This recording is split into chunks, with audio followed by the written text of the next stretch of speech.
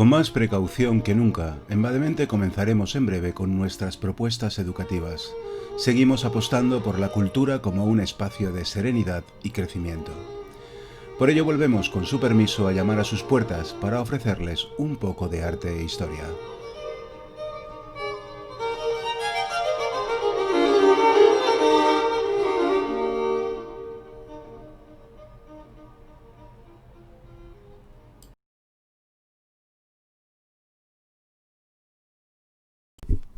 En esta nueva entrega de Arte y Contexto, dedicada a los espacios de poder, nos centraremos en el Salón de Reinos del Palacio del Buen Retiro.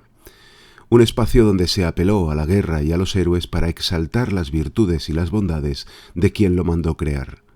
La cuestión es exactamente las de quién, las de Felipe IV o las del conde duque. Explícitamente, desde luego, las del rey, pero implícitamente también las del gobierno del todopoderoso y criticado ministro.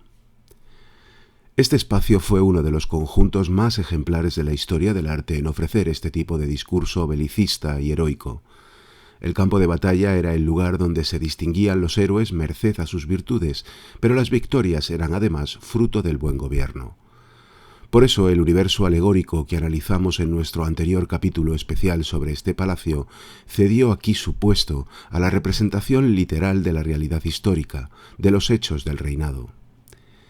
Algunos de los 27 lienzos que le dieron contenido están entre las obras maestras del género pictórico dedicado a la representación de la guerra. Un asunto complejo, pues, aun primando siempre la visión del vencedor, cabía especular cuál era el papel que jugaba el vencido. Un aspecto en el que las obras del Buen Retiro son especialmente interesantes. La razón es que un lugar de expresión ideológica como este no necesitaba tan solo de una rica decoración, sino de vertebrar un discurso que hiciera de él un espacio elocuente, casi una declaración política. Y eso fue precisamente el Salón de Reinos, un discurso pintado a mayor gloria de una monarquía heroica y victoriosa gobernada por el llamado Rey Planeta. Nos ponemos nuevamente en las manos de los dos protagonistas con nombre propio de esta historia, Felipe IV y el conde duque de Olivares, para seguir con nuestro trabajo sobre este desaparecido y algo olvidado palacio madrileño que fue uno de los mejores ejemplos de nuestra cultura del siglo de oro. Así que, continuemos.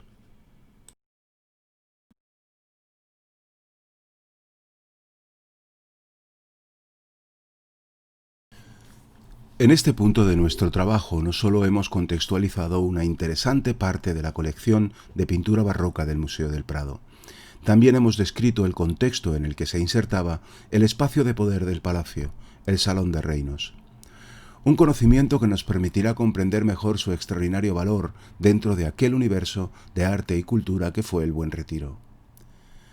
Podría parecer, por el orden que hemos seguido, que este espacio de poder fue una consecuencia de todo lo que hemos visto hasta ahora, pero fue justo todo lo contrario.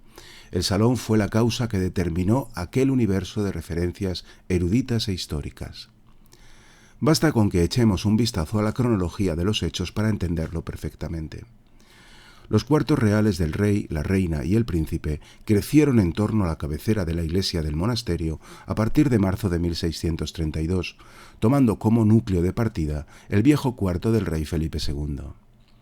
En cuestión de meses, a lo largo de 1633, se proyectó la plaza que conllevó la construcción de las 3 pandas de galerías que la cerrarían por el este, el oeste y finalmente el norte.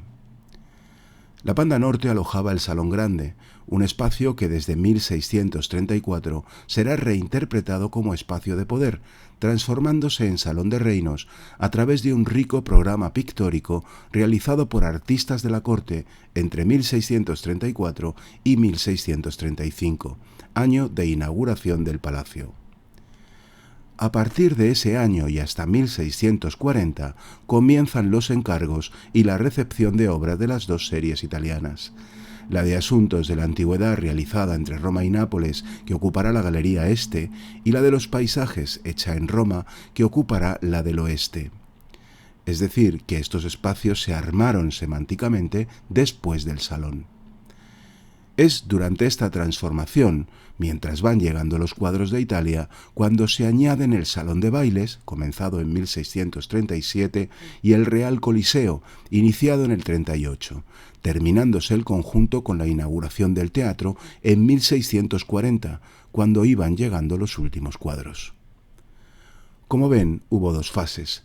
La primera constructiva, en la que el recinto creció hacia el norte como un espacio lúdico hasta llegar al Salón Grande, concebido como una tribuna abierta a ambas plazas y como salón de teatro. Y la segunda, que dotará a los espacios previos de contenido, partiendo de la transformación en Salón de Reinos del anterior Salón Grande.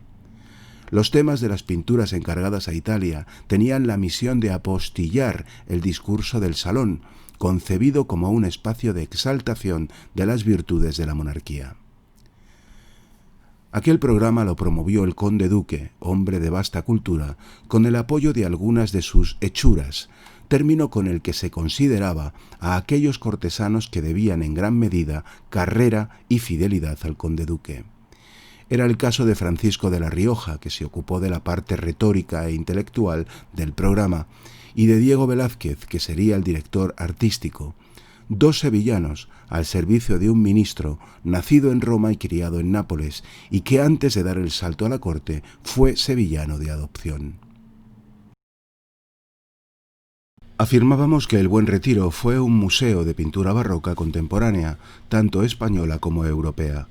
Pero también podríamos decir que fue el primer museo velazqueño, pues reunió el mayor conjunto de obras del pintor en ese momento, que ilustraban además todas las fases de su carrera hasta entonces.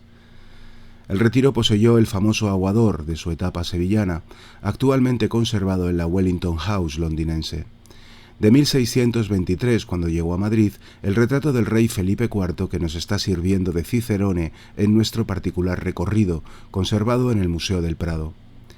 De su estancia en Italia entre 1629 y 1630, los lienzos de la fragua de Vulcano, conservado en el Prado, y de la túnica de José, perteneciente a las colecciones de Patrimonio Nacional y expuesto en el monasterio de San Lorenzo del Escorial. Probablemente ya realizados para el Buen Retiro, es una serie de 5 bufones que colgaron en una estancia del cuarto de la reina.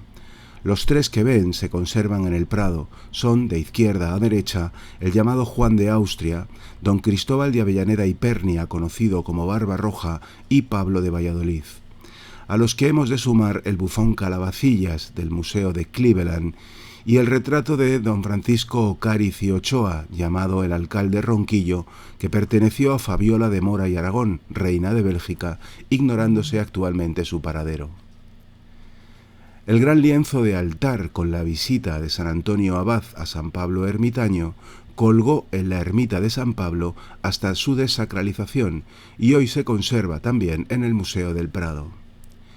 Y finalmente las 6 pinturas que realizó para el Salón de Reino, todas ellas parte de la colección del museo. La rendición de Breda, uno de los episodios de la serie de batallas, y los 5 retratos ecuestres reales, los de Felipe IV, Isabel de Borbón y el príncipe Baltasar Carlos, que colgaron en un testero del salón, y en el opuesto los que rehizo de los padres del rey, Felipe III y Margarita de Austria, a partir de 2 obras anteriores. 6 obras pintó el sevillano para este salón, pero también podemos atribuirle la dirección artística del mismo, de modo que implícitamente la autoría de Velázquez va más allá de estas obras concretas, eligiendo pintores cortesanos de distintas generaciones y haciendo venir desde Sevilla a Zurbarán para realizar un lienzo de batalla y la serie Hercúlea. El Salón de Reinos, gracias a su transformación en antigua sede del Museo del Ejército a finales del siglo XIX, es la única estructura, además del Salón de Bailes, el conocido Casón, que hemos conservado del Palacio del Buen Retiro. De modo que, conociendo qué cuadros contuvo gracias a los inventarios y a las descripciones antiguas, podemos reconstruir con gran certidumbre qué aspecto tuvo. Recordemos qué elementos formaban parte del programa iconográfico de este espacio de poder. Por un lado estaban los 12 cuadros de batallas de gran formato y distintos autores colgados en los muros largos entre los balcones. De otra parte, en altura, los 10 lienzos de Zurbarán con escenas de la vida de Hércules situados entre los balcones y la galería volada. En la bóveda, entre los lunetos de los balcones superiores, se pintaron los 24 escudos de los 24 reinos que componían la monarquía hispánica, reservando las cabeceras para los 4 más importantes, a un lado Castilla y León y Aragón, y al otro Navarra y Portugal. Estos son los que pueden ver en la imagen. Por último, en ambas cabeceras se colgaron los 5 retratos reales ecuestres, en la oeste los del rey Felipe, su mujer y su hijo, y en la del este los de sus padres Felipe III y Margarita de Austria. Si analizamos el modo en que se dispusieron estas series, el buen uso expositivo que se hizo del espacio del antiguo Salón Grande es evidente. Recuerden que el salón no fue concebido para alojar este ciclo pictórico, sino como una tribuna. Las 2 series con un carácter más narrativo, la de Batallas y la de Hércules, se dispusieron secuencialmente en los lados largos, mientras que los retratos reales más icónicos que narrativos se ubicaron en los cortos. Quedaban así además enfrentadas unas obras con otras, tomando como referencia sus temas, es decir, batallas frente a batallas, Hércules frente a Hércules y retratos reales frente a retratos reales. Aunque a tenor de su imparidad, 27 lienzos, solo una quedaba sin correspondencia.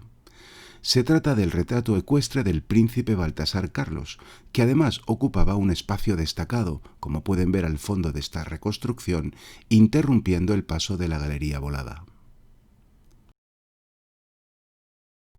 Comenzaremos revisando la serie de batallas y de la vida de Hércules, las 2 más numerosas y variadas en contenidos.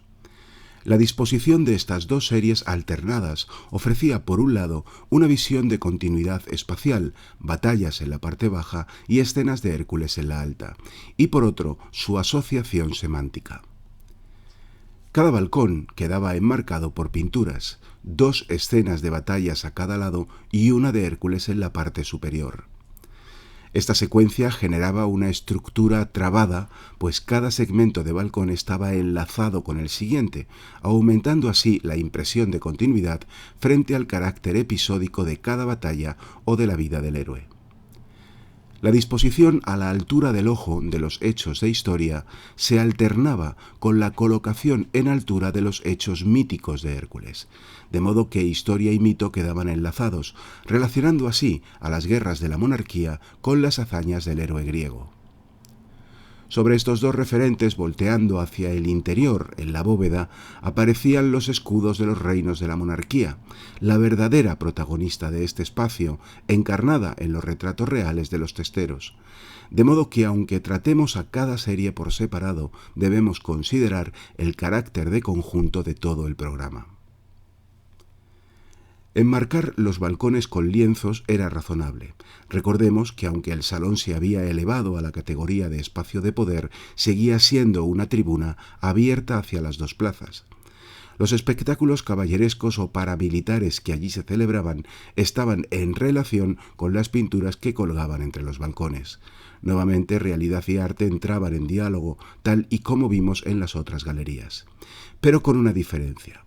Aquí los hechos representados, a excepción de la interesada inserción de Hércules, eran históricos y estrictamente contemporáneos del reinado de Felipe IV.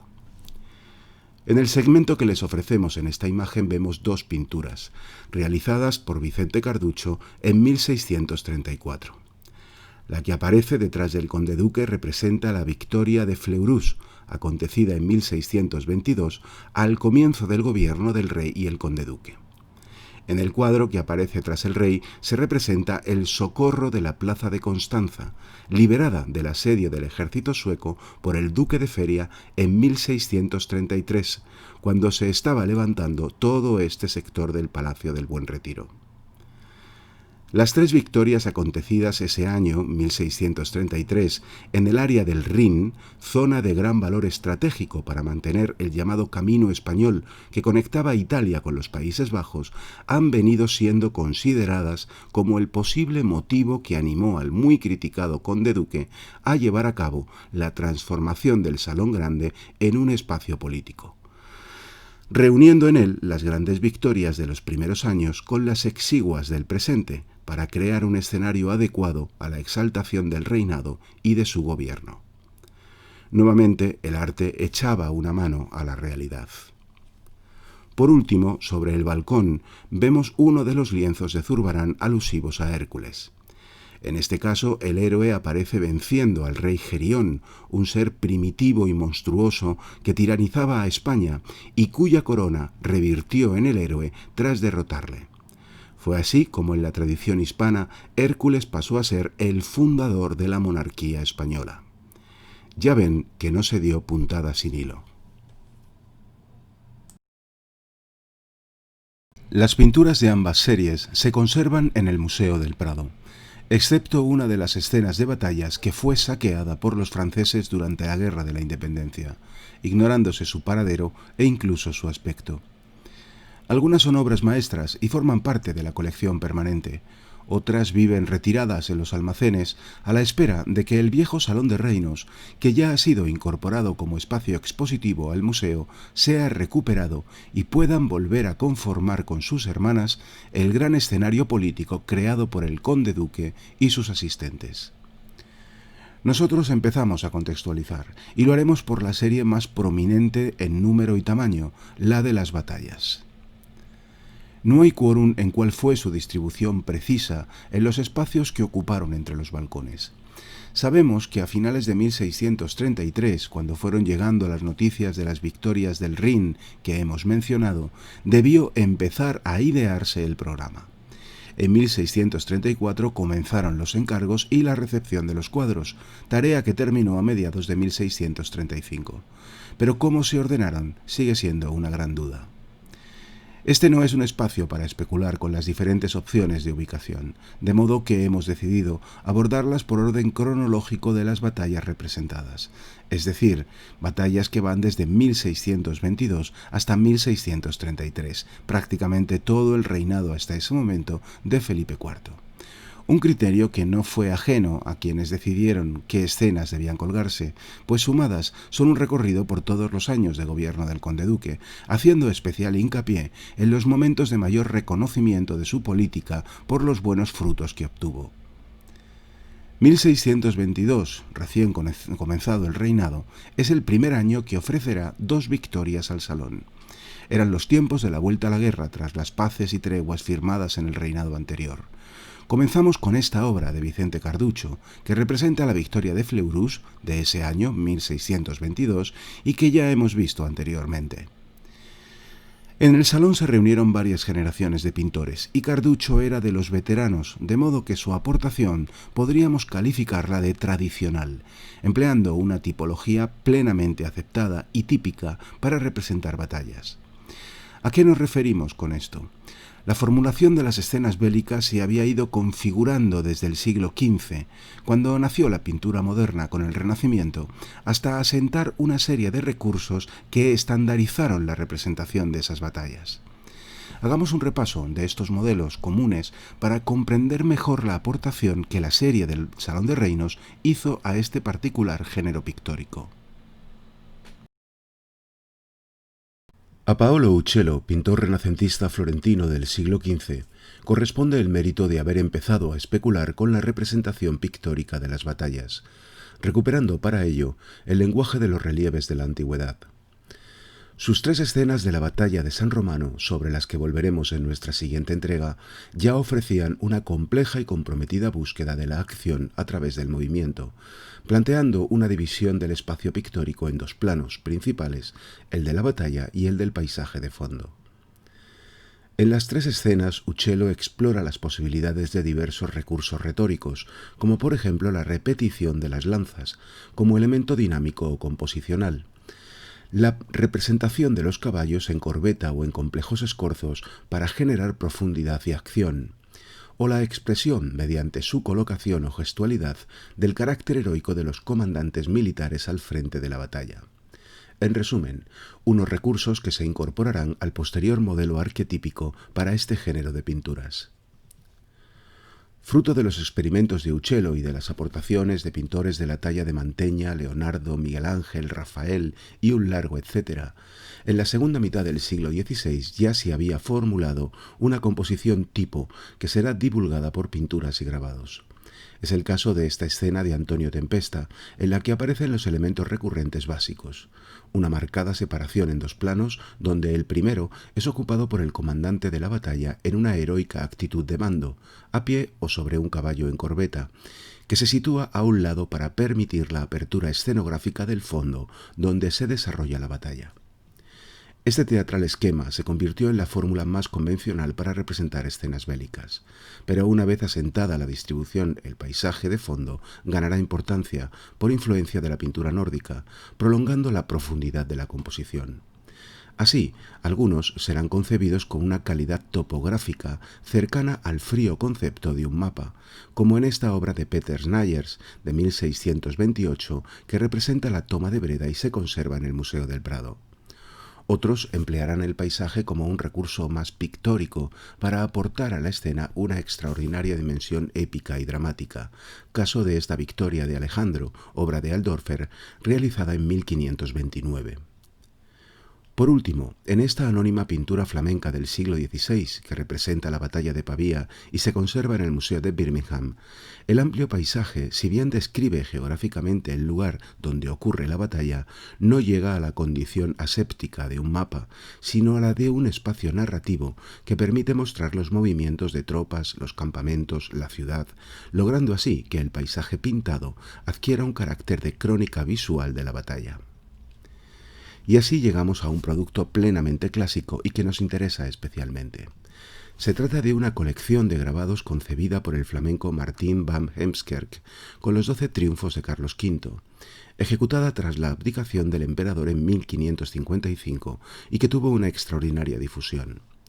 En este caso vemos al emperador y a su hermano Fernando en el sitio de Viena contra las tropas de Soleimán, resultando una composición ajustada a la fórmula convencional.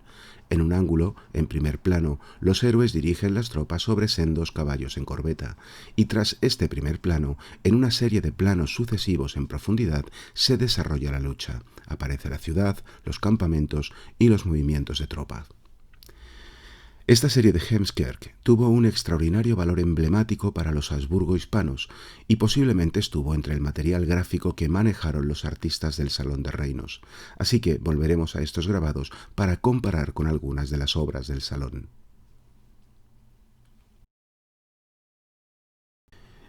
Quizás ahora, con el ojo más formado, se comprende mucho mejor el carácter conservador de la propuesta de Vicente Carducho, que, sin desdeño de sus cualidades pictóricas, mantiene los atavismos formulados durante el Renacimiento por el arte dedicado a representar la guerra. Vicente Carducho era uno de los pintores veteranos del Salón. Pertenecía a aquella generación de artistas italianos venidos a España en tiempos de Felipe II para trabajar en el Escorial. Su carrera en la corte fue espléndida, y su evolución también, pero ante la nueva generación encabezada por Velázquez, su estilo comenzaba ya a adolecer de un claro arcaísmo. En esta obra representó la batalla de Fleurus, ocurrida en 1622, en la que se enfrentaron las tropas españolas comandadas por Gonzalo Fernández de Córdoba con las de la Unión Protestante, encabezadas por el duque Ernesto de Mansfeld. Para los que hayan visto nuestra segunda entrega, matizar que este Mansfeld es el hijo del que hablamos en aquella ocasión, y que toda la fidelidad que ofreció su padre a España terminó cuando él le sucedió y abrazó el protestantismo. Esta composición de Carducho es similar a las que harán para el Salón él mismo y el resto de maestros veteranos o más conservadores. Una estética tradicional que, enfrentada a las propuestas de los pintores más jóvenes o más modernos, otorgaba al Salón de Reinos la dimensión de ser un escaparate de la pintura que en ese momento se hacía en Madrid, la más antigua y la más moderna, además en una relación de paridad, 6 contra 6, aunque el grupo más clásico haya quedado mermado por la pérdida de una pintura, como ya comentábamos. Como fuere, a Carducho le correspondió ejecutar 3 obras para este espacio, falleciendo tan solo 4 años después, en 1638. La rendición de Juliers fue el otro hecho de armas de 1622 elegido para el Salón, protagonizado en este caso por el famoso Ambrosio Spínola, que se enfrentó a las tropas holandesas de Mauricio de Nassau. De la obra se encargó Giuseppe Leonardo, un joven pintor aragonés cuya formación había corrido al cargo de los pintores veteranos de la villa, pero que al contacto con la nueva generación de maestros barrocos desarrolló un estilo mucho más fresco y moderno. Su manejo del color en esta obra le acerca tanto a Velázquez como le aleja de Vicente Carducho, del mismo modo que la integración entre los dos planos, escena principal y paisaje, resulta aquí mucho más plástica y natural. Las rendiciones fueron otro tipo de episodio bélico codificado por la pintura de guerra. La fórmula era sencilla, pura descripción del protocolo. El vencido llegaba solo, sin guardia, hasta los pies de un vencedor erguido a caballo para postrarse humillado ante él y hacer entrega de las llaves de la plaza. Veamos un ejemplo de la citada serie de Heemskerk, concretamente la representación de la rendición de Juan Federico de Sajonia tras ser derrotado en Milberg por Carlos V. En primer plano y a un lado, siguiendo la convención, el reverde elector alemán llega ante un victorioso emperador a caballo para postrarse. Al fondo se ve el campo de batalla. La composición de Leonardo se ajusta a este modelo, incluso adoptando el recurso de las lanzas erguidas y repetidas en la parte del vencedor, un recurso retórico que ya vimos emplear a Uccello y que sin duda nos trae a la memoria a otra famosa obra de este salón, una pintura de Velázquez. Nos referimos, obviamente, a la rendición de Breda, popularmente conocida como las Lanzas. La toma de esta estratégica y bien fortificada ciudad fue otra de las hazañas del gran Ambrosio Spínola, con la que inauguramos las batallas de aquel milagroso 1625, el Annus Mirabilis de los ejércitos hispanos, que será representado con 5 obras en el Salón de Reinos. Esta obra de Velázquez se insertó en este espacio siguiendo el guión escrito para todos los pintores del mismo, pero fue concebida casi como un monólogo dentro de aquel discurso coral, y no nos referimos solo a su indiscutible superioridad artística, sino a la capacidad creativa de Velázquez para concebir una nueva iconografía cargada de valor político. Algo que se hace evidente si la comparamos con la que acabamos de ver de Giuseppe Leonardo, tan elogiable como obra de arte como deudora del esquema convencional. En este caso, frente a la codificada y tradicional humillación del vencido, se optó por la clemencia, la ofrecida por las tropas españolas a los rebeldes protestantes. La clemencia es una de las virtudes del príncipe, y recordemos que este es un salón consagrado a exaltar las virtudes del rey de España. Para expresarla, se cambió el guión del protocolo de la rendición. Justino de Nassau, el rebelde súbdito holandés, llega hasta el campamento español. Se le permite hacerlo acompañado. Spínola no lo recibe sobre su caballo, sino en tierra, y cuando el holandés inicia la obligada y humillante genuflexión, Spínola lo detiene y le ofrece su rostro más amable y conciliador. Un segundo detenido, plenamente barroco y cargado de contenido político y simbólico. El todopoderoso rey de España, señor natural de los holandeses y garante de la verdadera religión frente a la herejía, se mostraba magnánimo, clemente y conciliador.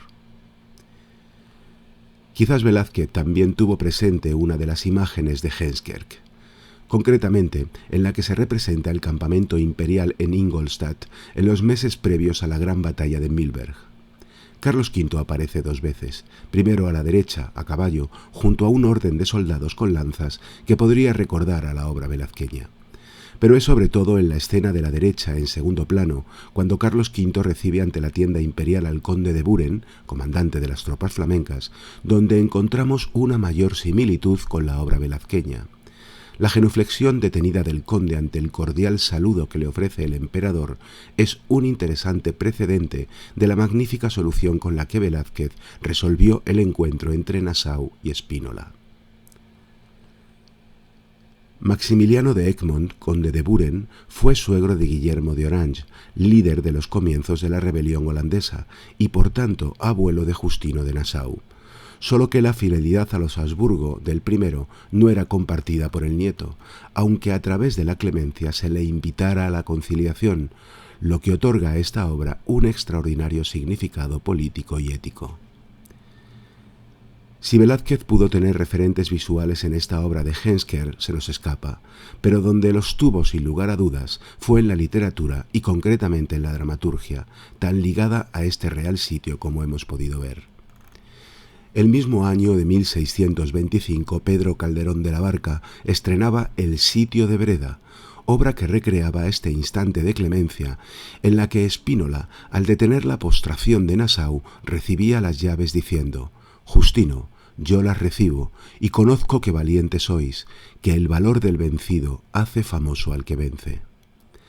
Esta fuente literaria otorga un extraordinario carácter de parateatralidad a la obra de Velázquez, que se suma a las cualidades artísticas que la elevan a obra maestra de la pintura de este género. Otra de las grandes acciones de 1625 fue la recuperación de la ciudad brasileña de Bahía de Todos los Santos, la actual Salvador de Bahía.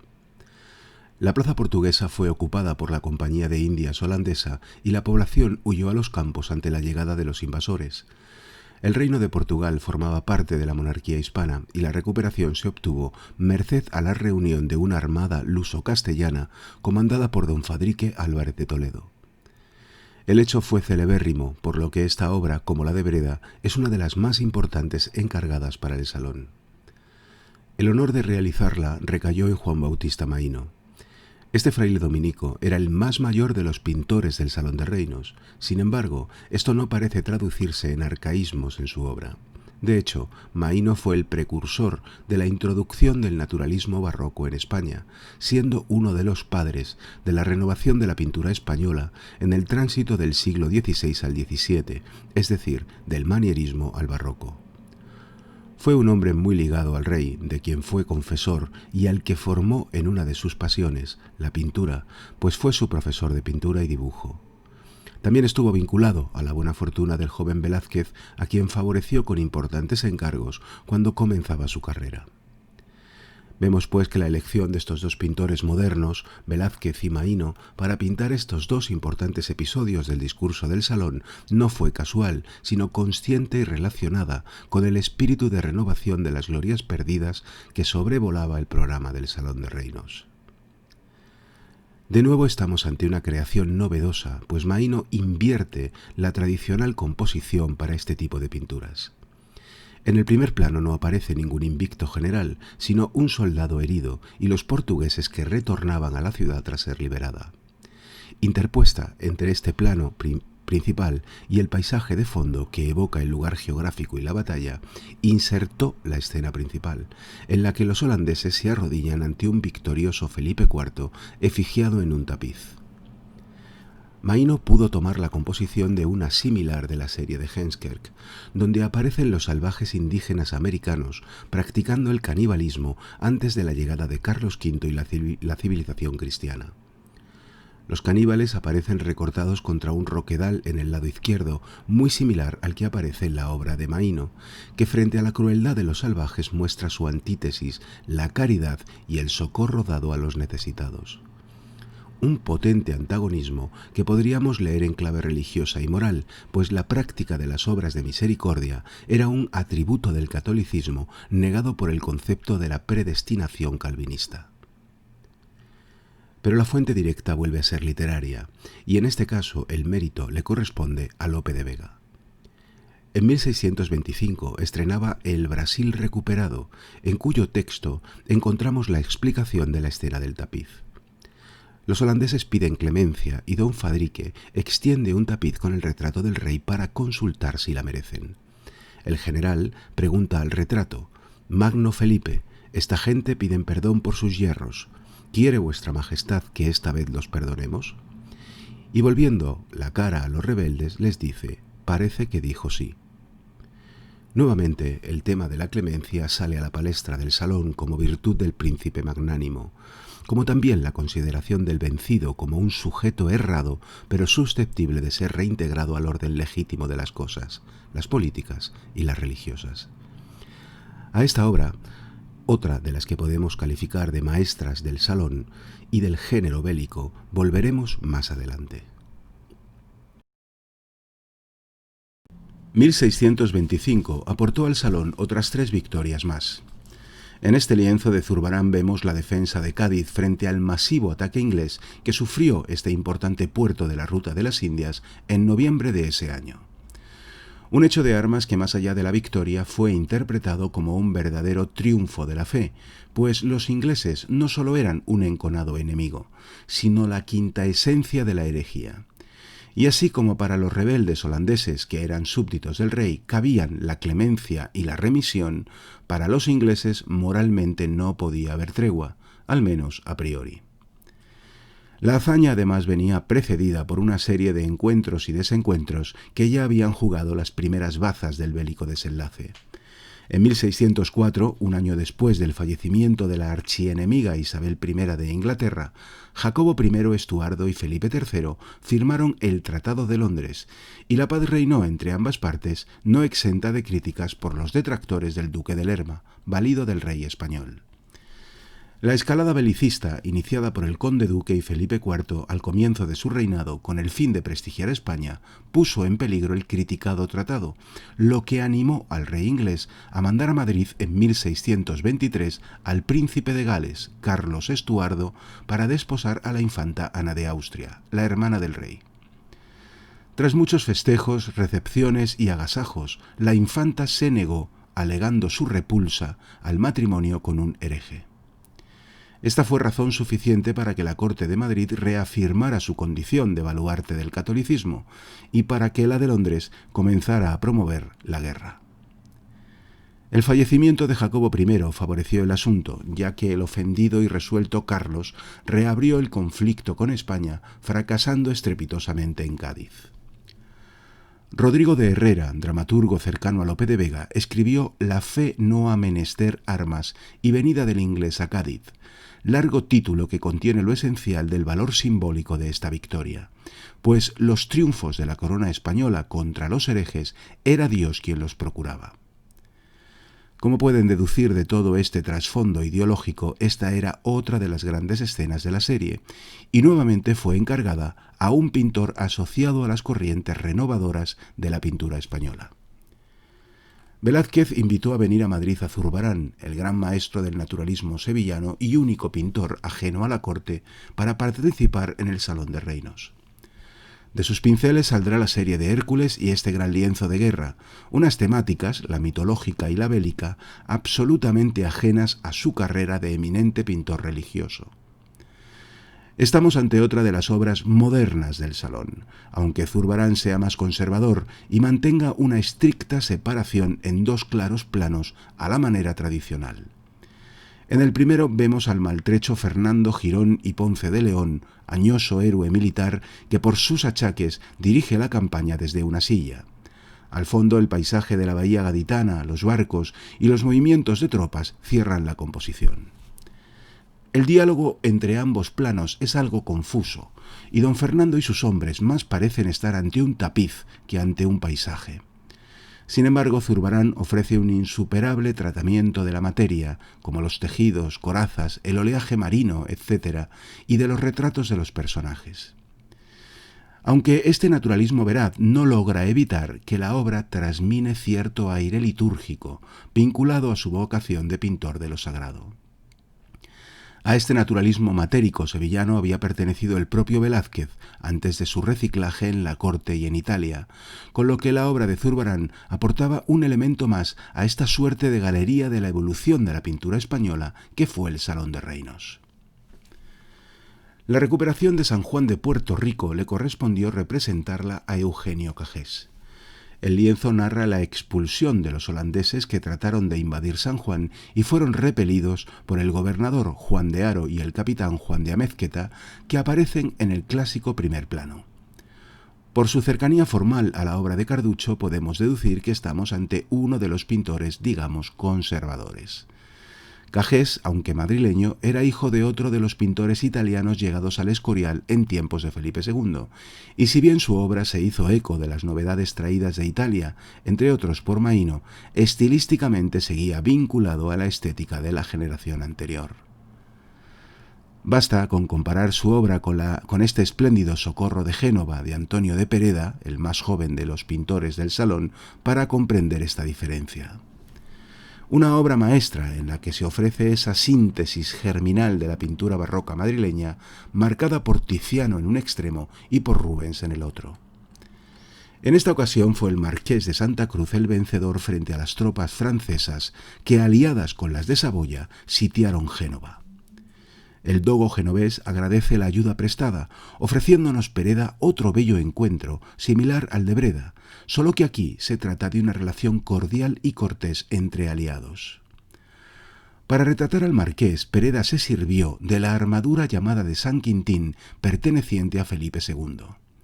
Otra certera puntada de la trama de símbolos del Salón, pues siendo Francia la enemiga en este caso, qué mejor que recordarles aquella estrepitosa derrota de los inicios del reinado del admirado abuelo del rey. Felipe II fue el paradigma ejemplar del gobierno de Olivares, como ya hemos apuntado en otras ocasiones, lo que determinó la vuelta a la austeridad que vemos en la estética de los primeros retratos del rey Felipe IV realizados por Velázquez. No era mala evocación, pero corrían los tiempos de la política pragmática de Richelieu, capaz de aliarse con tirios y troyanos en su beneficio. Así que, si Holanda fue la rebeldía e Inglaterra la herejía, a la aparentemente católica Francia le correspondió ser la traición. Los tres enemigos de España quedaban identificados cada uno con un atributo, y en el Salón se ofreció el perdón a los rebeldes y la guerra a los herejes y a los traidores. Del año 1629 se eligió una victoria, que aunque era aparentemente menor, había tenido mucho que ver con las decisiones del conde duque. Este fue otro factor a considerar. ¿A quién correspondía el mérito de los triunfos? ¿Al militar o al gobernante? Las relaciones con los comandantes se habían ido enrareciendo por sus disensiones con el ministro, comprometiendo con ello la representación en este salón de individuos heroicos, pero que en las fechas de ejecución de los lienzos podían encontrarse incluso en la cárcel. Es el caso de don Fadrique Álvarez de Toledo, que aparece en el primer plano de esta obra y que en 1634, cuando se pintó el cuadro, estaba detenido por desobediencia. En la obra se narra la recuperación de la isla de San Cristóbal, en las Antillas, que había sido ocupada por colonos franceses e ingleses. Este lienzo nos devuelve al estilo retórico más conservador. Su autor, Félix Castello, tenía prácticamente la edad de Velázquez, pero su estilo era deudor del de su padre y su tío, artistas italianos venidos a trabajar al Escorial, es decir, que estamos ante otro sucesor de la herencia escurialense. Precisamente su tío Nicolás Granello y su padre Fabrizio Castello fueron autores de las pinturas de una de las salas claramente antecesoras del Salón de Reinos en tiempos de Felipe II, la Galería de Batallas del Monasterio de San Lorenzo del Escorial, un espacio que trataremos en nuestra siguiente entrega sobre la guerra y los héroes. Respecto a la persistencia del modelo más tradicional frente a las nuevas opciones, hemos de considerar un par de matices. En el Salón participaron 8 pintores, de modo que cabe inferir que la elección de un modelo estándar y convencional sirvió para dar coherencia formal al conjunto. Es evidente que las obras de Giuseppe Leonardo, Zurbarán o Pereda, aun manteniendo ese modelo, eran de factura más moderna, y que las de Velázquez y Maíno eran las más libres. En este matiz de diversidad podemos encontrar probablemente un valor simbólico. Las hazañas más destacadas por su significado recayeron en los pintores más modernos, Breda y Brasil, pero el resto se repartió, convirtiendo el Salón, como ya apuntábamos, en un muestrario de la evolución de la pintura española, desde la herencia de Felipe II hasta el presente de Felipe IV. Esta insistencia en dar cabida en este espacio a aquella generación procedente o deudora de los tiempos del Escorial aportaba un principio de continuidad entre aquella gloriosa época, espejo en el que se miraba el actual rey, y un presente más crítico respecto al papel que jugaba España en el mundo. Respecto a esto último, es significativo que tras la retirada de la Armada española, los colonos ingleses regresaran ante la imposibilidad de dejar una guarnición en la isla, por lo que estas islas menores del Caribe terminarán siendo un centro de asentamiento de ingleses, franceses, holandeses y de numerosos piratas y corsarios. Terminamos la serie de batallas con las 4 victorias de 1633, unos hechos de armas que, como hemos apuntado, estuvieron en el germen de la transformación del Salón Grande en Salón de Reinos. Giuseppe Leonardo, en este Socorro de Brissac, nos ofrece nuevamente una obra construida con el esquema tradicional, pero tratada a la manera moderna, llena de viveza y color, en la que advertimos la implícita influencia de Velázquez. De hecho, podríamos establecer un parafraseo entre la imagen del duque de Feria, comandante de esta victoria, y el retrato ecuestre del conde duque de Olivares hecho por Velázquez. Sin embargo, la obra velazqueña es probablemente posterior al lienzo de Leonardo, de modo que deberíamos encajar a ambas en esta búsqueda de la representación heroica de los vencedores, con precedentes como este lienzo del flamenco Gaspar de Crayer, que representa a Felipe IV y se conserva en el Prado, o la obra de Tempesta que vimos anteriormente. Ejemplos previos de los que las obras de Leonardo y Velázquez serían un brillante eco. Leonardo respetó la composición clásica, pero si comparamos su obra con esta expugnación de Rheinfelden de Carducho, la diferencia es notable. A estas dos batallas debemos sumar el Socorro de Constanza, también de Carducho, conformando las tres aquellos triunfos en el área del Rin que, como ya comentábamos, aseguraron el mantenimiento del llamado Camino Español entre Italia y Flandes, y quisieron interpretarse como una vuelta al espíritu de victoria de 1625. Por último, quedaría la recuperación de la isla caribeña de San Martín, obra de Eugenio Cajés, perdida durante la Guerra de la Independencia, que cerraba el ciclo de las 4 victorias de 1633 y de las batallas. Desconocemos el aspecto de esta obra, pero la isla de San Martín era valiosa por sus salinas, de modo que la Compañía Holandesa de las Indias la había ocupado y fortificado. Las tropas españolas lograron desalojar a los holandeses y en este caso la isla sí permaneció en manos españolas hasta la firma del Tratado de Westfalia de 1648. Actualmente esta isla pertenece a Francia y a Holanda, como muchas otras islas antillanas que ante la incapacidad de España para controlarlas fueron colonizadas por ingleses, franceses y holandeses.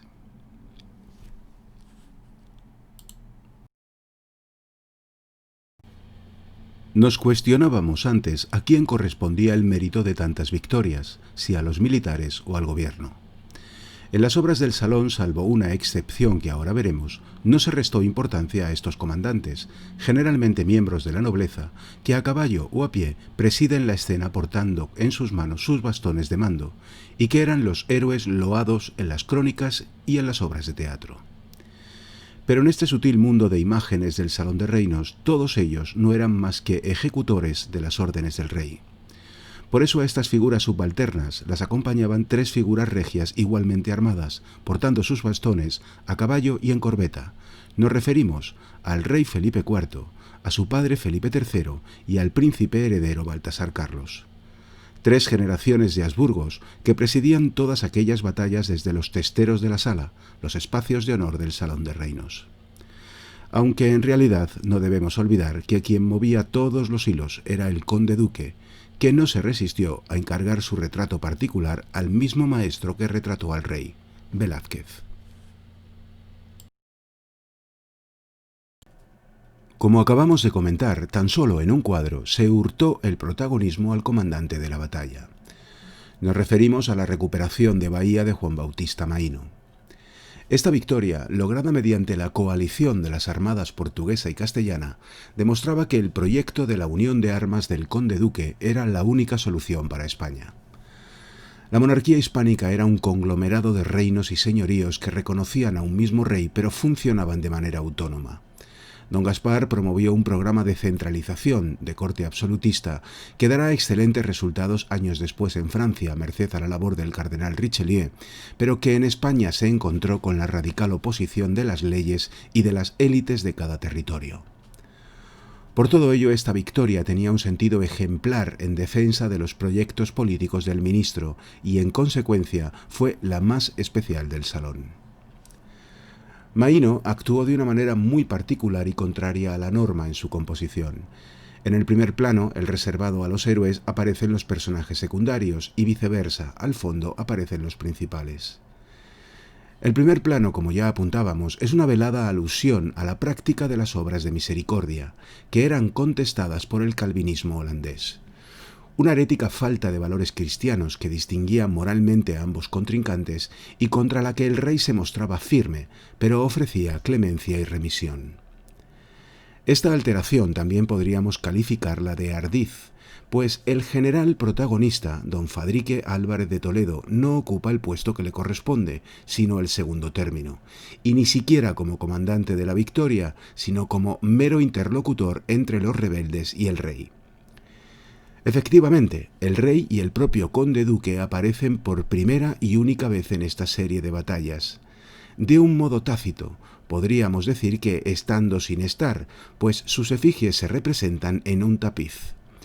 Una suerte de cuadro dentro del cuadro, un juego de realidades que podría recordarles al espejo situado al fondo de la sala de las Meninas de Velázquez. A estas sutilezas nos podemos enfrentar de dos maneras. Una por lo personal, ya que la mala relación de don Fadrique con el conde duque había terminado con el encarcelamiento del militar. En una acalorada discusión, Olivares le recriminó que la hacienda que tenía la disfrutaba porque el rey se la había dado, a lo que el ilustre noble de la casa ducal de Alba respondió: «Señor, yo no tengo opinión tal, y él ha ganado poniendo mi vida en muchos peligros, y no como vuestra excelencia, que sentado en una silla gana más al día que yo en toda mi vida». Así las cosas, es sugerente la idea del hurto de sus méritos en la pintura por puro despecho. Pero a don Fadrique se le otorgó en este salón ser el héroe de la recuperación de la isla de San Cristóbal, la única victoria de 1629, por lo que de algún modo se le compensó por ser relegado en esta otra. De modo que también podemos considerar una razón más elevada.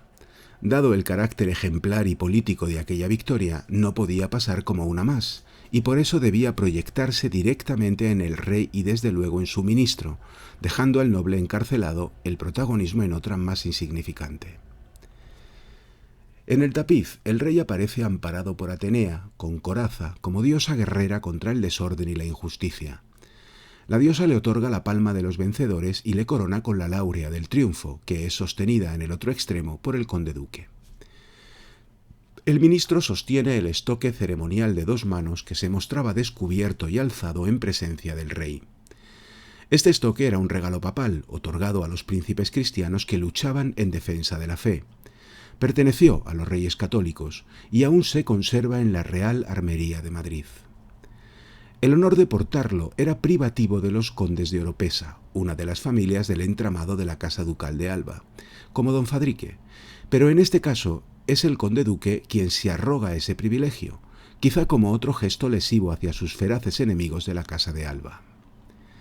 Del estoque, símbolo de la justicia real, florecen unas ramas de olivo que simbolizan la paz que defiende y ofrece el rey.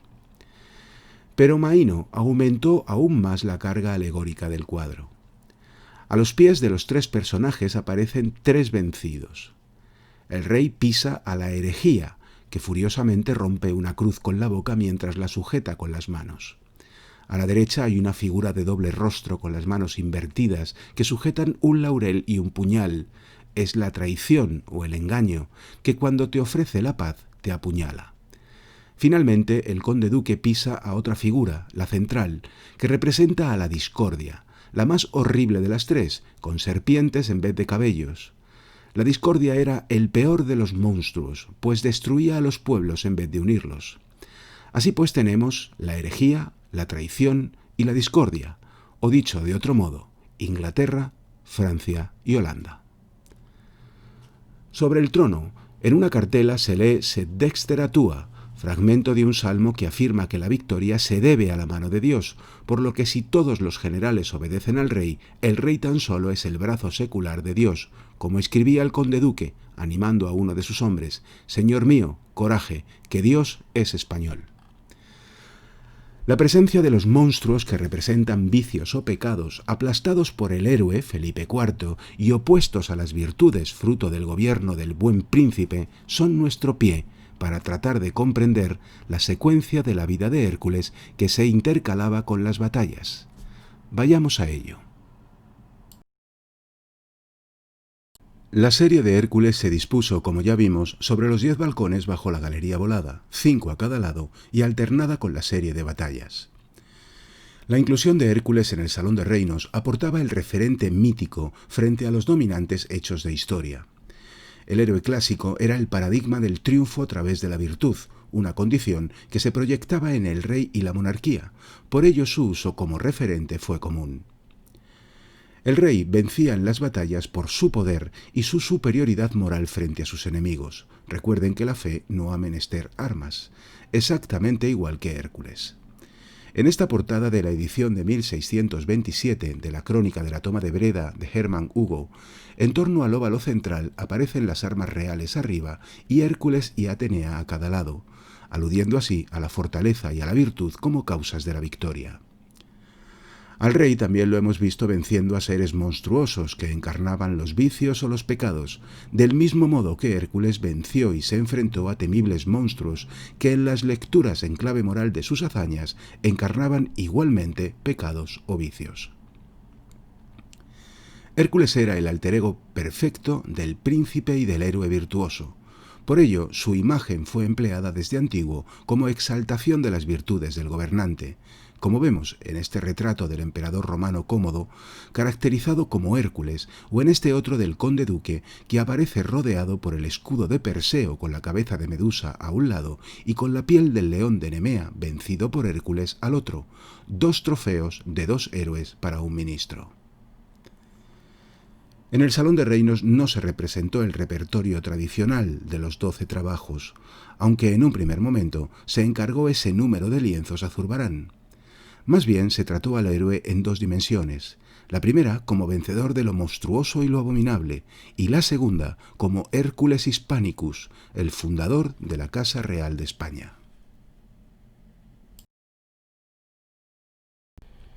Al Hércules vencedor de monstruos corresponde esta escena de su primer trabajo, en el que venció al león de Nemea.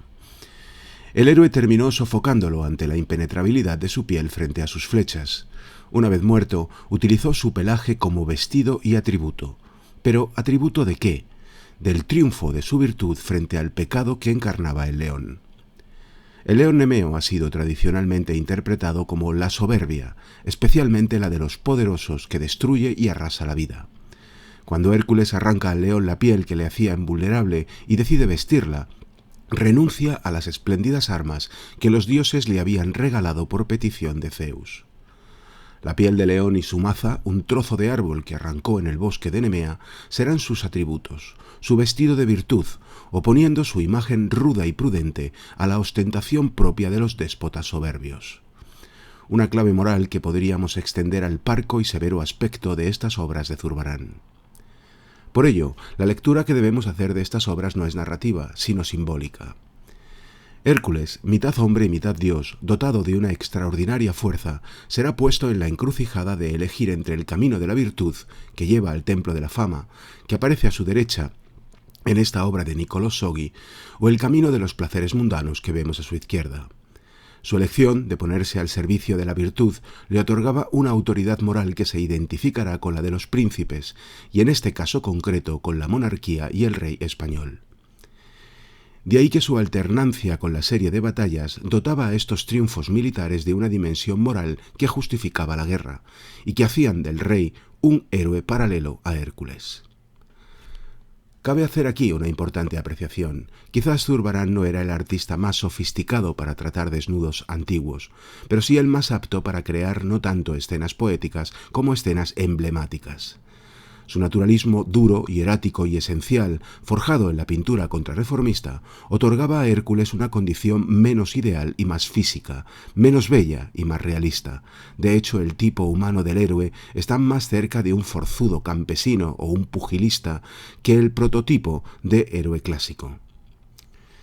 Estas sintéticas imágenes resultaban además óptimas para ser perfectamente visibles y comprensibles colgadas a más de 3,5 metros sobre la cabeza del espectador que deambulaba por el salón.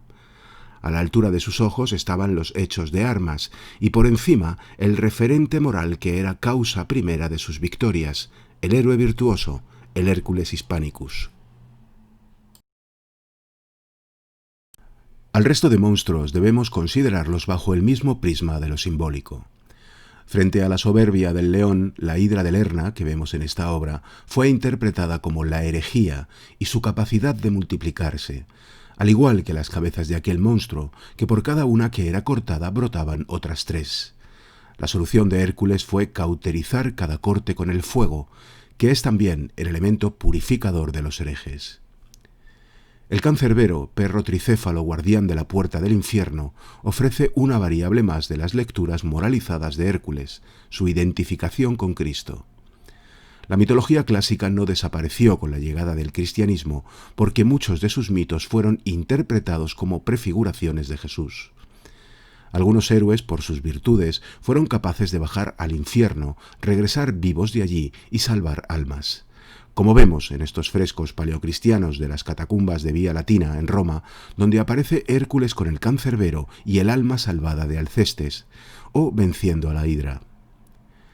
Hércules capturó al cancerbero, rompiendo así las defensas del infierno y liberando además el alma de Teseo. Del mismo modo, Orfeo amansó al fiero guardián con su música y sacó del inframundo a su amada Eurídice. Unos mitos muy presentes en la cultura española del Siglo de Oro, pues, por ejemplo, Orfeo fue elegido para adornar una fuente madrileña pocos años antes de la construcción del Retiro, y el mismo año que se decoraba este salón, Calderón de la Barca escribía el auto sacramental El Divino Orfeo, en el que el griego era metáfora de Cristo y Eurídice del alma cristiana. Los héroes vencían al mal y eran capaces de liberar almas. El rey católico también lo hacía luchando contra los infieles o los herejes y mediante la oración.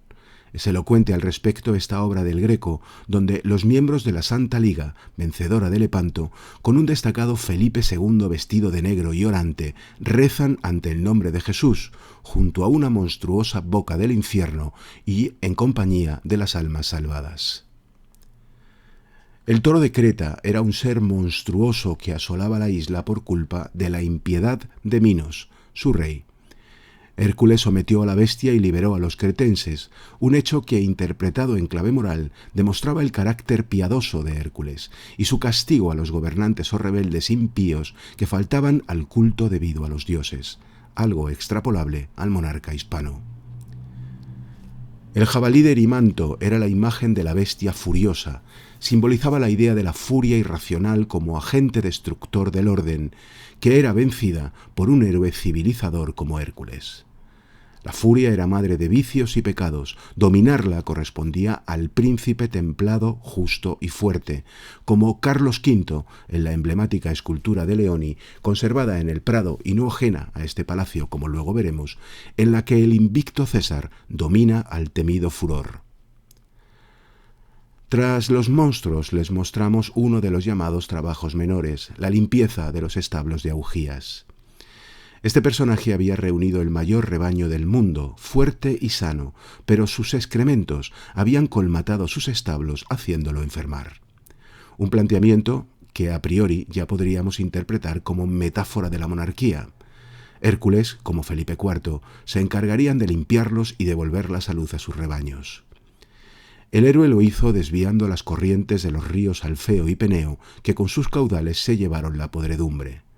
De modo similar, el rey católico, con su virtuoso gobierno y sus victorias, limpiaba y purificaba de inmundicia sus reinos. Queda claro que la serie no pretendía narrar la vida del héroe, sino que cada imagen es un emblema de una virtud con la que se identifica al monarca y a su monarquía. Pero, ¿qué justificaba que España se identificara con el héroe griego de modo tan directo? Incluso hasta el punto de representarlo más como un hortelano tostado al sol, abriendo un canal de su acequia, como en este caso, que como un héroe mitológico. ¿Por qué Hércules era calificado de Hispanicus? Emplear a Hércules como espejo de virtudes no era privativo de la monarquía hispánica. En este lienzo es a Enrique IV de Francia al que vemos caracterizado como al héroe. Pero los reyes españoles se arrogaban más derecho que el resto, pues Hércules, a decir de las crónicas hispanas, era el fundador de la Casa Real de España.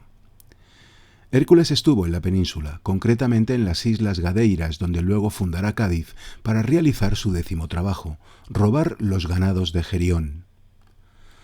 Gerión señoreaba España como un monarca despótico que sangraba las riquezas de su pueblo. Solía representarse con 3 cabezas, aunque en el lienzo de Zurbarán solo tenga una, que sostiene una corona. Este es el detalle de más interés, pues Hércules, nuevamente como prototipo del buen gobernante, lo derrotará acabando con sus abusos, por lo que la corona del tirano recayó en el virtuoso héroe. Como señor de España fundará ciudades, nos civilizará y levantará la famosa torre faro coruñesa que lleva su nombre, bajo la cual es tradición que enterró a Gerión. Cuando marchó, dejó al frente de estas tierras a su hijo Hispalo, que fue sucedido por Hispán, de quien, como pueden deducir, derivó el nombre de nuestro país y fue el antecesor de los monarcas españoles. Obviamente todo esto es mito. Euristeo encargó originalmente a Hércules 10 trabajos, pero no admitió 2, por lo que el héroe tuvo que realizar 2 faenas extras. El 11º fue robar las manzanas de las Hespérides, lo que le traerá nuevamente al estrecho de Gibraltar. En el imaginario español el estrecho fue siempre un lugar emblemático, bien por la historia de Gerión, bien porque más allá de él se extendiera el piélago oceánico de lo desconocido, o por evocación de las luchas contra los infieles de los monarcas medievales hispanos. Hércules atravesó el norte de África hasta el estrecho y allí se encontró con otro despótico rey, un gigante llamado Anteo, de una extrema crueldad, hijo de Gea, la tierra. Para vencerlo, Hércules lo levantó en el aire y sin dejarlo caer, lo sofocó hasta la muerte, tal y como vemos en la pintura, pues si tocaba el suelo, su madre le restituía aumentadas sus fuerzas. Anteo era símbolo del apego a la carne, al deseo, a lo terrestre, y por eso solo elevándolo hacia el cielo, lo espiritual, podía acabarse con él. La contención es desde luego una virtud propia de héroes y príncipes, pero podríamos sumar a su presencia en el salón otros valores de tipo geográfico, político e ideológico. España ejercía un control del estrecho a través de sus plazas africanas. Hércules había derrotado a los tiranos de ambas riberas, pero la del sur había sido invadida por unos nuevos infieles. Anteo aparece en las crónicas como rey de Marruecos, Mauritania, fundador de Tánger, por lo que era el padre de los llamados moros, pueblo cruel, hedonista e infiel al que la católica España había sufrido, vencido y expulsado. No olviden que la profecía de aquella invasión de los moros quedó guardada en una cueva toledana llamada la Cueva de Hércules. Como única heredera del civilizado Hércules correspondía pues a España defender el estrecho de turcos, marroquíes, piratas berberiscos y comerciantes ingleses y holandeses que no tenían escrúpulos en aliarse con los musulmanes contra los cristianos. En este mapa vemos el estrecho hercúleo marcado con las 2 columnas que el héroe levantó en cada orilla, las llamadas columnas de Hércules. Precisamente estas columnas son los 2 montes que vemos en esta otra obra, llamados Calpe y Avila e identificados con el Peñón de Gibraltar y el ceutí Monte Hacho.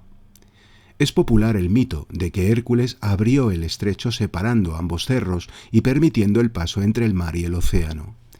Sin embargo, en la obra Hércules más parece tratar de juntarlos que de separarlos, tal y como lo relataban autores españoles como el padre Mariana, ofreciendo una opción mucho más representativa de España.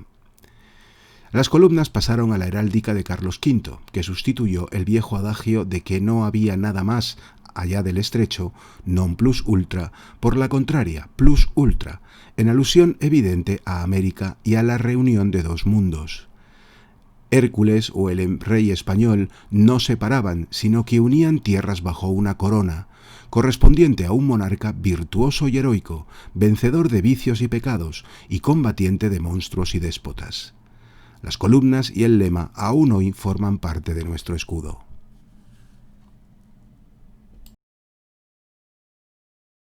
La última escena de la serie de Hércules corresponde a su muerte, o más bien a una mezcla entre el momento en que se viste con la túnica envenenada del centauro Neso, al que vemos huir herido al fondo, y su cuerpo comienza a arder llevándole hasta su final.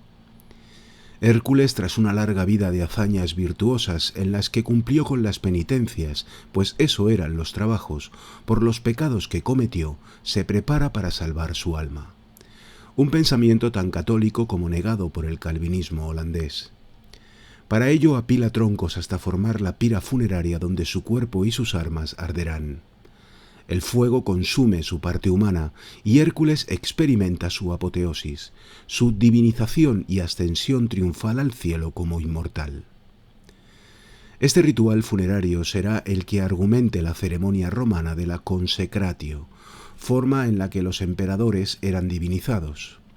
En esta obra de Lanfranco, perteneciente a la serie de hechos de la antigüedad del Buen Retiro, el cuerpo del emperador yace sobre la pira que los sacerdotes comienzan a encender.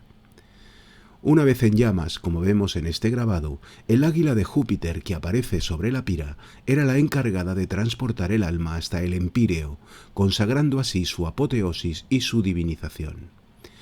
Esta ceremonia era la base del culto imperial en Roma, es decir, el culto al Estado, y en ese sentido encontramos la lógica de su inserción en el Palacio del Buen Retiro. De hecho, el asunto se representó hasta 2 veces, como vemos en esta obra de Domenichino, perteneciente a la misma serie del Buen Retiro, donde la pira ha sido sustituida por algo más elocuente del significado de estos asuntos en la corte del rey católico, un catafalco o túmulo funerario. Estas estructuras efímeras se montaban en iglesias o plazas cuando fallecía un monarca, como esta que les mostramos levantada en Sevilla con ocasión del fallecimiento de Felipe II, coronada en este caso por un ave fénix, símbolo de la resurrección, en vez de la impía águila jupiterina. Esta exaltación de la monarquía a través de lo funerario, a la manera de los emperadores pero en términos cristianos, mostraba el carácter sacro de la institución y del rey, no del individuo concreto, cuya misión de gobierno estaba sancionada por la gracia de Dios y por tanto era sacra e inalienable.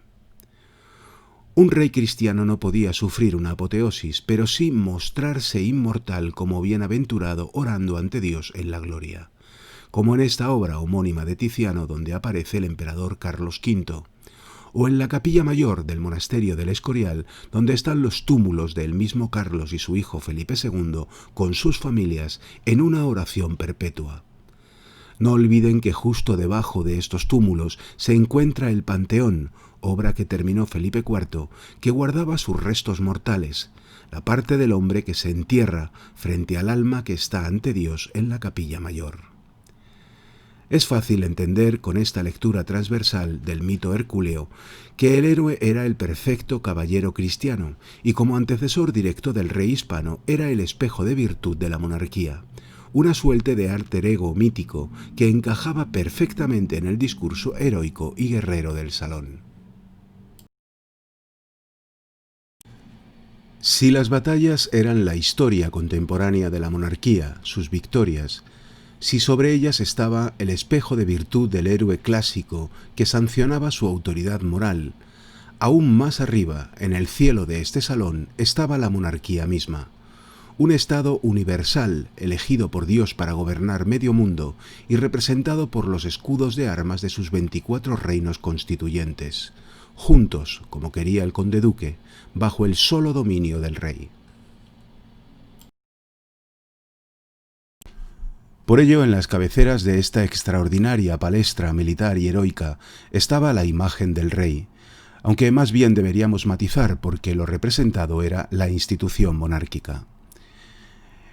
En la del lado oeste, los 3 retratos ecuestres de Velázquez representaban a la actual familia real: el rey Felipe IV, su mujer Isabel de Borbón y su primogénito, Baltasar Carlos, el heredero cuya jura como príncipe en 1632 dio comienzo a todo este palacio.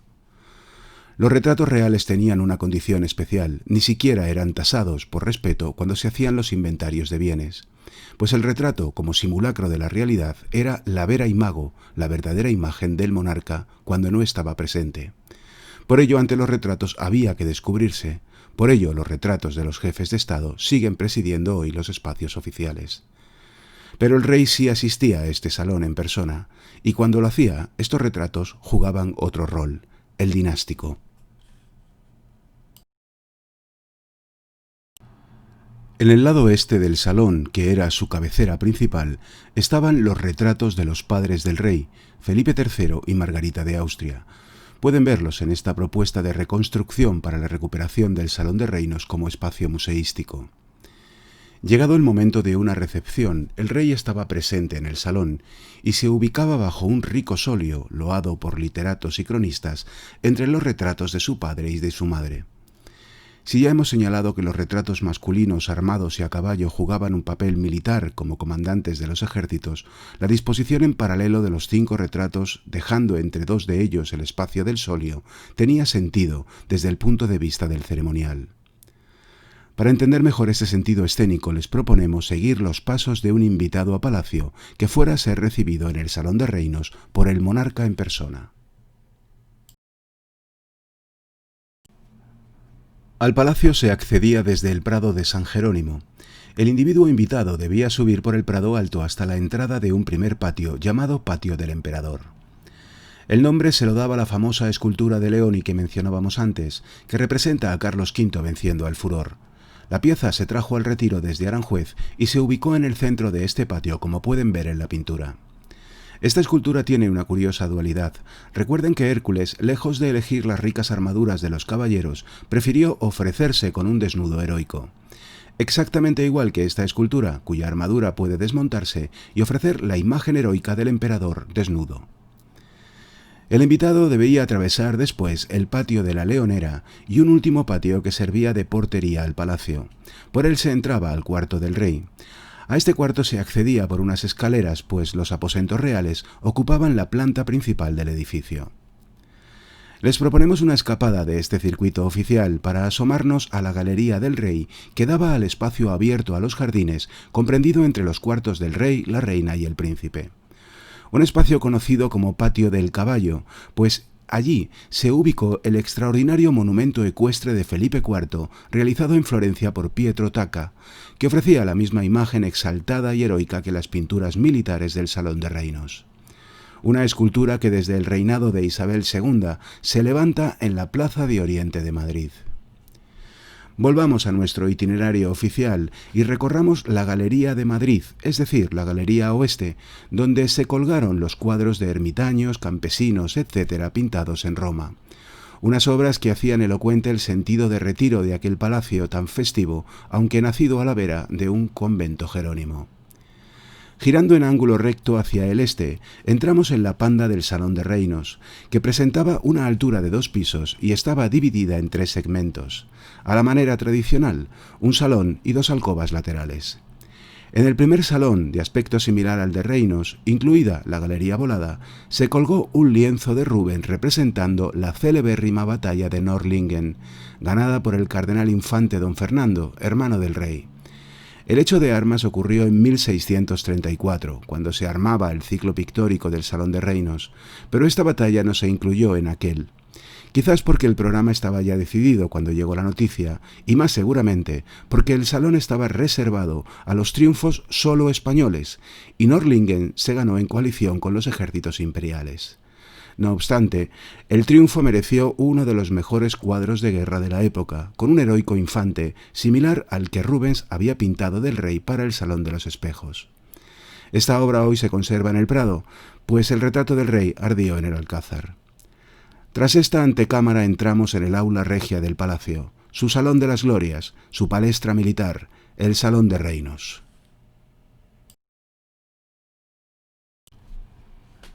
El invitado entraba en el Salón de Reinos y a lo largo de sus 34 metros de profundidad, 10 de anchura y 8 de alto, podía contemplar los 12 grandes lienzos de las batallas, las 10 virtuosas y emblemáticas pinturas hercúleas y los 24 escudos de los reinos. En esta reconstrucción faltan las alfombras orientales que cubrían el suelo, las consolas con los leones de bronce que regaló don Jerónimo de Villanueva, los ricos tejidos de brocados de las paredes, todo aquello que hacía de la sala un espacio de extremo lujo y riqueza. Al fondo estaba el rey, Felipe IV, heredero de Hércules, de Carlos V, de Felipe II, el monarca universal. En esta puesta en escena, comenzaban a jugar su papel los 2 retratos de Felipe III y Margarita de Austria, sus padres, pues el rey era receptor de aquella gracia por un principio inalienable, la legítima sucesión de la corona. El rey quedaba amparado por sus progenitores, conformando una suerte de triángulo invertido, una forma de visualizar el principio de derecho que regía en la propiedad del trono de aquella monarquía universal, y que de los padres pasaba al hijo. Tras la recepción, el rey se retiraría por cualquiera de las dos puertas laterales a los lados del dosel. Estas puertas laterales pueden verlas también en el plano de Carlier del siglo XVIII que les ofrecemos abajo. Comunicaban las tres salas lateralmente y daban acceso a las escaleras que subían a las galerías voladas. Contextualizar las obras de arte no solo nos ayuda a comprender su significado, también, digamos, a comprender sus accidentes. Los retratos reales habían sido comenzados años antes, seguramente con destino al Alcázar. Velázquez intervino los de Felipe III, Margarita de Austria e Isabel de Borbón y ejecutó el del rey Felipe. Cuando se decidió trasladarlos a este salón, a los de los padres del rey hubo que hacerles una doblez en las esquinas para adecuarlos a la presencia de los marcos superiores de las puertas laterales. Un reparo que luego fue deshecho cuando las obras salieron del salón. A los del rey y la reina hubo que recrecerlos verticalmente, es decir, en anchura, pues entre ellos no había que dejar espacio para el trono y resultaron estrechos para la pared del salón, y hacerles además la misma doblez para acomodarlos a las puertas laterales. Todas estas adaptaciones para encajarlos en el Salón de Reinos aún son visibles en las obras, de modo que cuando visiten el Prado, fíjense en ellas. Terminada la recepción, nos damos la vuelta para salir por donde hemos entrado. Mientras nuestro invitado camina a la salida, recorre la sala en sentido contrario. Solo así puede contemplar por primera vez el otro lado del salón, el testero oeste, que completa el mensaje comenzado con la visión del rey en persona entre los retratos de sus padres.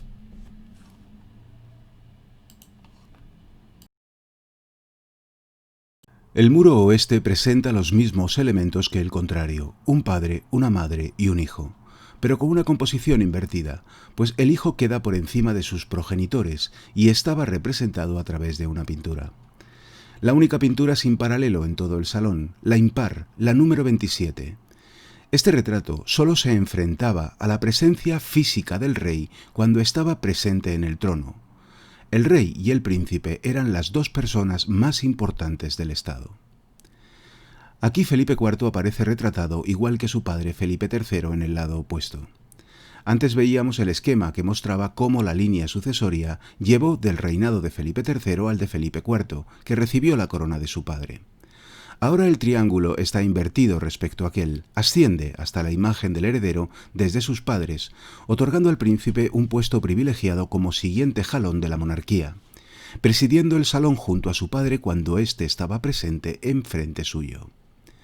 Pero esta obra no solo destacó por su ubicuación y la relación con el resto. También Velázquez la concibió de un modo diferente. Solo a más de 3 metros y algo de altura puede valorarse el arriesgado escorzo con el que el sevillano representó la imagen del príncipe a caballo. Un caballo en corbeta como el de su padre y su abuelo, pero con un brío que parece querer salir disparado del cuadro frente a la majestática pose sostenida de sus mayores. También a nivel técnico es el más valiente de los tres.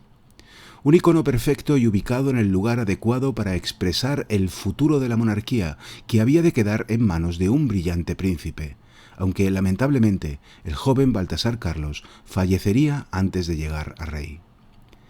Si recapitulamos, al entrar se nos mostró la estatua del fundador de la dinastía Austria-Española, Carlos V, y en las salas de acceso al salón aparecen inventariados una serie de reyes godos, seguramente no terminada, realizados por los mismos pintores de las batallas y conservados en el Prado. Se ha propuesto que quizá iban a colocarse en los entrepaños de la galería alta del Salón de Reinos, entre las ventanas, pero esto es solo una hipótesis. Su mera presencia en los espacios inmediatos ya es suficiente para aumentar el sentido dinástico de los 5 retratos reales del salón, envueltos en el pasado mítico y el pasado histórico, siendo ellos el presente y el futuro de la monarquía hispánica. Abandonamos el Salón de Reinos tras analizar este extraordinario aparato político creado por el conde duque, sus intelectuales y sus artistas. Una obra fruto de la cultura de nuestro siglo de oro que representa uno de los espacios de poder más interesantes de la historia del arte. un lugar donde la guerra fue mostrada en clave de victoria a causa de la altura moral de sus vencedores, capaces de ser inflexibles y clementes con sus enemigos. Un lugar donde el héroe clásico por excelencia fue mostrado como el alter ego de una monarquía fundada por él mismo y que se proclamaba heredera de sus virtudes. Un espacio donde todos estos elementos sirvieron para glorificar al rey Felipe IV, pero más allá de él, a una monarquía titulada como católica y cuyo gobierno se extendía por todo el planeta. Es tiempo de recoger nuestras herramientas, pero queremos quedarnos con un nuevo invitado para nuestro siguiente capítulo. Un soldado que nos muestre de dónde vino todo este discurso, pues en el Retiro se jugaron las cartas de manera sobresaliente, pero no se inventó el juego.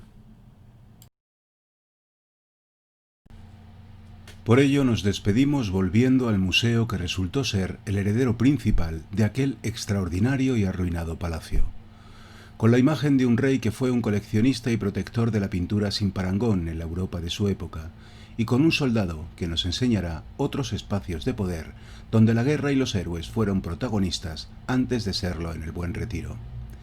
Esperamos que haya sido de su interés. En breves les ofreceremos nuevas entregas de Arte y Contexto. Reciban un cordial saludo.